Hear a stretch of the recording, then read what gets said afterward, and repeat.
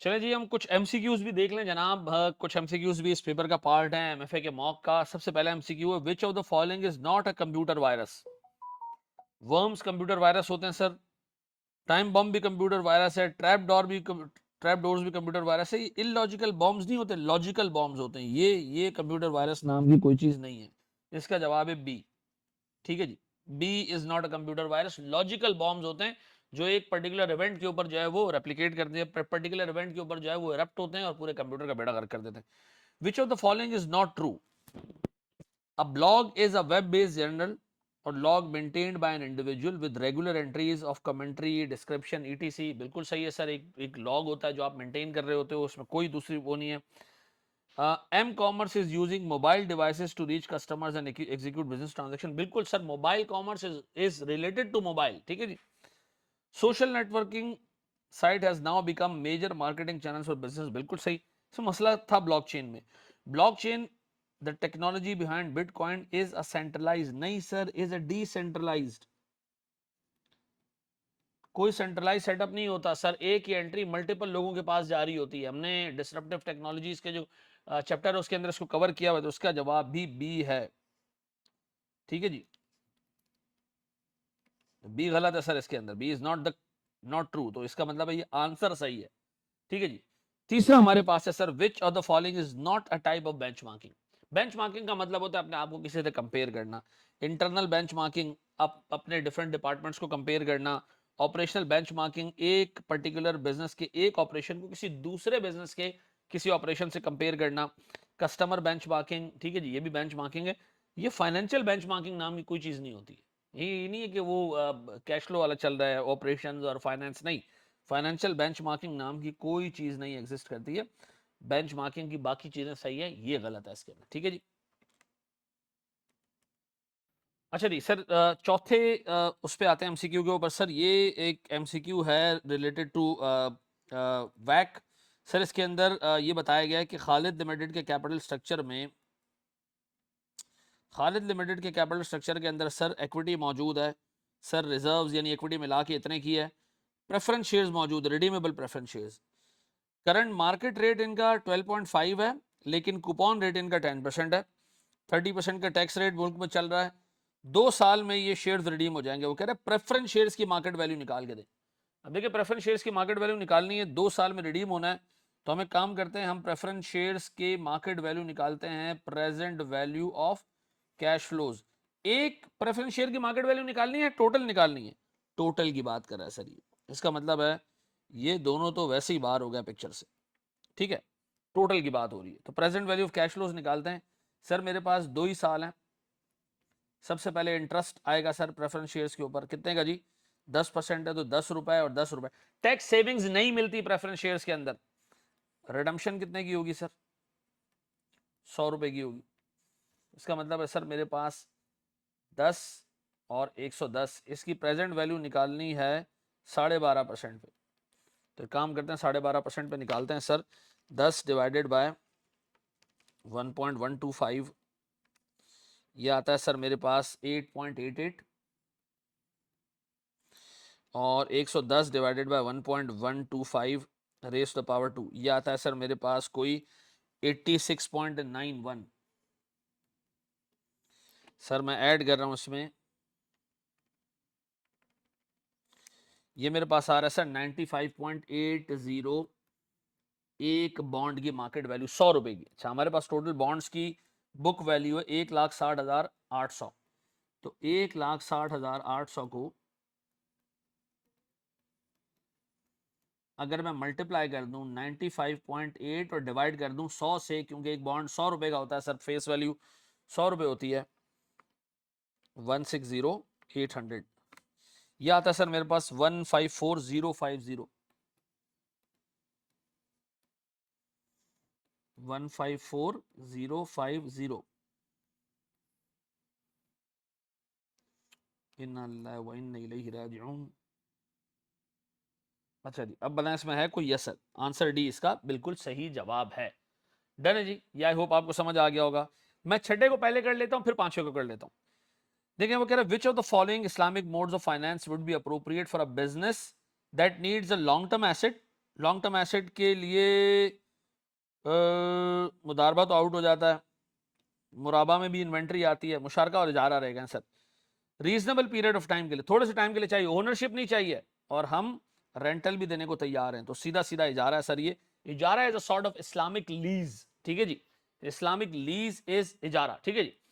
अच्छा जी, अब जो पांचवा वाला है ना, ये एक चैप्टर से पर्टेन करता है, रिस्क मैनेजमेंट के चैप्टर से। मैं एक छोटा सा जो है वो कथा सामने रखना चाह रहा हूं और फिर इस सवाल को हम रीड करेंगे, या पहले सवाल को रीड कर लेते हैं। Which of the following is not a step in implementation, implementation, ठीक है जी, इंप्लीमेंट कर रहे हो, सारी चीजें कर चुके हो, डिजाइन डिजाइन सब कुछ हो चुका है, इंप्लीमेंट करने जा रहे हो।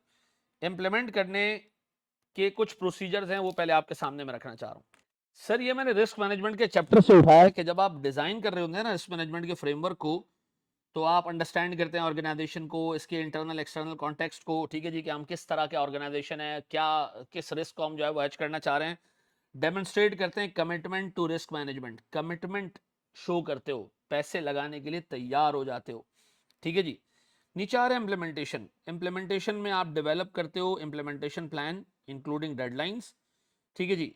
Identifying where and how the decisions are made, modifying decision making process if necessary, and ensuring that arrangements are clearly understood and practised. अब देखें, ये एक पॉइंट है, डेमोन्स्ट्रेट करना कि मैं तैयार हूं, वर्बली बोलना, कमिटमेंट शो करना, ये इंप्लीमेंटेशन का पार्ट नहीं है, ठीक है। अब अगर which of the following is not a step in implementation, sir मेरे पास ये पहला वाला ही इंप्लीमेंटेशन का पार्ट नहीं है। डेमोन्स्ट्रेट कमिटमेंट तो शुरू में होगी ना, इंप्लीमेंट करते वक्त थोड़ी होगी, शुरू में आपने डेमोन्स्ट्रेट किया तभी तो पूरा रिस्क मैनेजमेंट प्रोसेस चलाया, यहां तक ले आया कि इंप्लीमेंट करना है। अब इंप्लीमेंटेशन में ये तीन काम होंगे, पहला वाला काम नहीं होगा सर। आप इंप्लीमेंटेशन प्लान डेवलप करेंगे डेडलाइन समेत, देखेंगे डिसीजन मेकिंग का प्रोसेस अप्रोप्रिएट है या नहीं है, ठीक है जी, और ये इंश्योर करेंगे कि जो रिस्क मैनेजमेंट की पॉलिसीज और प्रोसीजर्स आपने बनाए वो throughout organisation clearly understood and practised है, ठीक है जी। सर एक स्टेप और आगे हम बढ़ते हैं जनाब। जी अस्सलाम वालेकुम स्टूडेंट्स, क्या हाल है, खैरियत से हैं?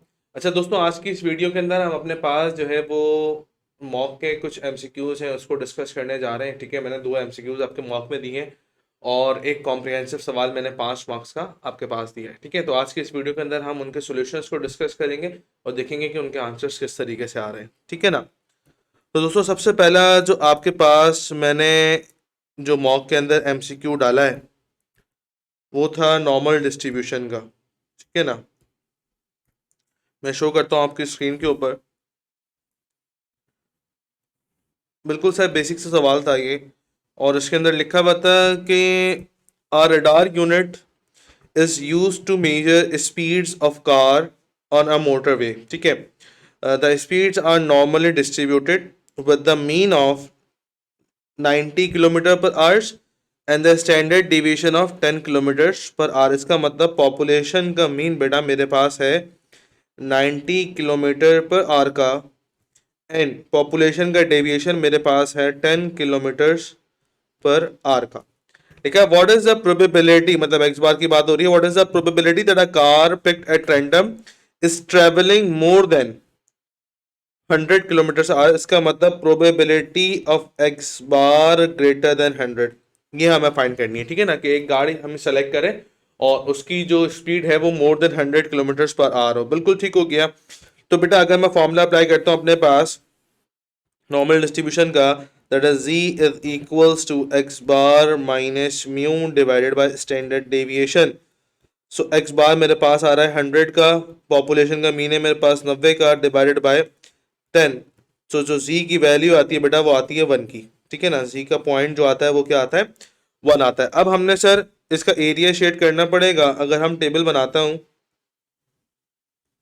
अगर हम टेबल बनाएं, ग्राफ बनाएं, सो ये पॉइंट 1 जो है वो ये रहा, ये पॉइंट 1 है। मैंने बताया था ना कि ये सी का पॉइंट कहलाता है, तो ये सी का पॉइंट 1 यहाँ पे आ गया।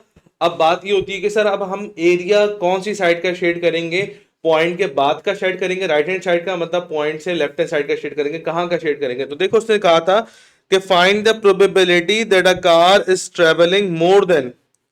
अब मोर देन का मतलब क्या है कि जो पॉइंट आपके पास आया है उसके बाद वाला एरिया रिक्वायर्ड है। अगर ये लेस देन बोलता तो फिर पॉइंट से लेफ्ट हैंड साइड वाला एरिया में शेड करता, ठीक है ना। अब मोर देन कह रहा है तो दैट मीन कि सर जो मुझे एरिया रिक्वायर्ड है वो on the right side of my point है, ऐसा ना, मतलब मुझे ये वाला एरिया रिक्वायर्ड है इस केस के अंदर। अब पॉइंट से लेके राइट हैंड साइड का एरिया मुझे बताता है फंक्शन आर। सो अगर अब सर मैं आर के अंदर इस वैल्यू को पुट करता हूं, दैट इज आर वन। सो अगर आर वन हम पुट करते हैं तो मेरे पास जो आने वाला आंसर होगा वो होगा 0.1586। इसको इंटू 100 कर दूं ताकि पता चल जाए कितने परसेंट आ रहा है, तो जगह 15.86%। ठीक है ना। तो इसके लिहाज से सर हमारे पास ऑप्शन ए जो है वो करेक्ट हो गया। ठीक है बेटा, अगेन मैं रिपीट कर देता हूं कि सर हमने पॉइंट के राइट हैंड साइड का एरिया क्यों शेड किया। पॉइंट के राइट हैंड साइड का एरिया इसलिए शेड किया क्योंकि पॉइंट सवाल में लिखा था कि प्रोबेबिलिटी हमें फाइंड करनी कि कार मूव करती है 100 किलोमीटर पर आवर से ज्यादा। ठीक है ना, तो ज्यादा है का मतलब क्या है कि मोर देन का मतलब है कि हमारे पास पॉइंट के राइट हैंड साइड का एरिया, अगर यही less than 100 kilometre per hour लिखा होता तो फिर मैं जो मेरा पॉइंट था वन का, उससे फिर मैं लेफ्ट हैंड साइड का एरिया अपने पास शेड करता। ठीक है ना, तो इस लिहाज से इसका ऑप्शन ए जो है वो करेक्ट हो जाता है। ठीक हो गया। अच्छा सर, इसके बाद मैंने आप लोगों को एक एमसीक्यू डाला है जो कि रिग्रेशन का है। ठीक है ना, और ये स्टडी टेक्स्ट का भी, स्टडी टेक्स्ट में भी मौजूद है ये सवाल आपके पास।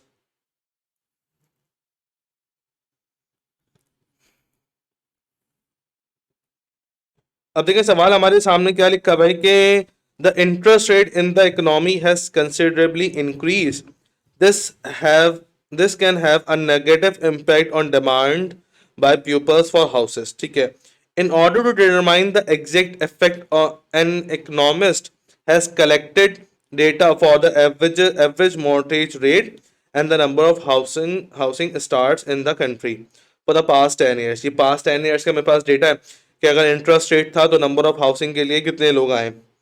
This data is show below, calculate regression coefficient. ठीक है ना, अब सर एक बात ये होती है कि रिग्रेशन कोफिशिएंट निकालने के लिए हमें ये पहचानना पड़ता है कि डिपेंडेंट इवेंट कौन सा है और इंडिपेंडेंट इवेंट कौन सा है मेरे पास। ठीक है, सो चूंकि यहां पर नंबर ऑफ हाउसेस, आप देख सकते हैं कि नंबर ऑफ हाउसेस एक टाइप ऑफ डिपेंडेंट इवेंट्स है, क्योंकि इंटरेस्ट रेट जितना ज़्यादा होगा नंबर ऑफ हाउसेस के ऊपर फर्क पड़ेगा, लोग नहीं आएंगे लेने के लिए।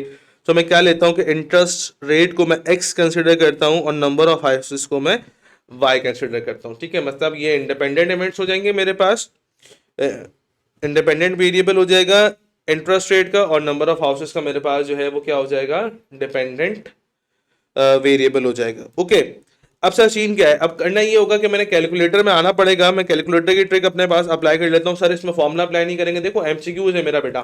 अब एमसीक्यूज के अंदर मैं अगर फॉर्मुला अप्लाई करने चला गया कि मैं सम निकालूं, फॉर्मुला अप्लाई करूं, तो मेरा सारा टाइम तो वेस्ट हो गया। 1 मार्क का एमसीक्यूज था।